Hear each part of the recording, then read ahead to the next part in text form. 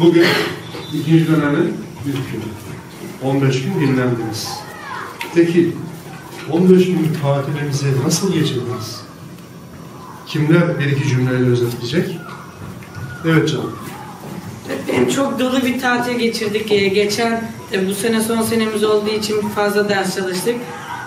Tatilimin ilk haftasına ders adalı yaptım. İkinci haftasında arkadaşlarımla beraber kartopu oynadım.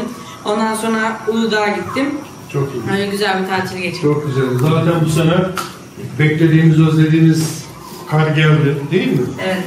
Çok da güzel oldu. Hem de tatilde olmanız bu anlamda sıkıntı yaratmamak adına çok tesadüfi bir olaydı. Başka? Başka kim? Neler yaptı? Ne yaptı? Canım sen söyle. Evet. Niye sustun? Çünkü farklı bir şey yapamadık. Mesela ilk haftası benim de dershanem vardı. İkinci haftada biz normalde kampa gitmemiz gerekiyordu ama çıkmadığı için gidemedik. Ders falan çalıştık. İyi, yani tatil iyi yaptı değil mi? Evet. Dinlenip ve okula geldiniz. Çok güzel. Başka?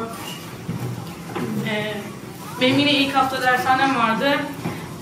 Dershane bittikten sonra akrabaların yanına Balıkesir'e gittik. Orada 3-4 gün kaldık.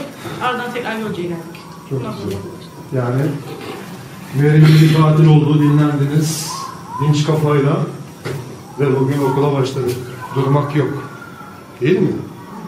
Tam kapasiteyle SBS'ye kadar yoğunlaştırılmış bir şekilde zamanınızı da kaybetmeden ne yapacağız? Çok çalışacağız.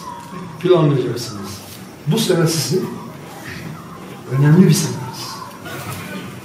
Yani bu seneyi kaybettiğiniz zaman, bu sene SBS'de düşük puan aldığınız zaman kaybeden sizler olacaksınız. Onun için bizden hatırlatması, bizden söylemesi, sizi zaten önümüzdeki süreçte hafta içinde yapılan sınavda aldığınız puanların analizlerini falan yapacağız, paylaşacağız. Hangisinde yanlış yapmışsınız, ne yapmışsınız, ne yapmamışsınız, neler yapmanız gerektiğini birebir paylaşacağız. Velilerimizle de toplantı yapacağız.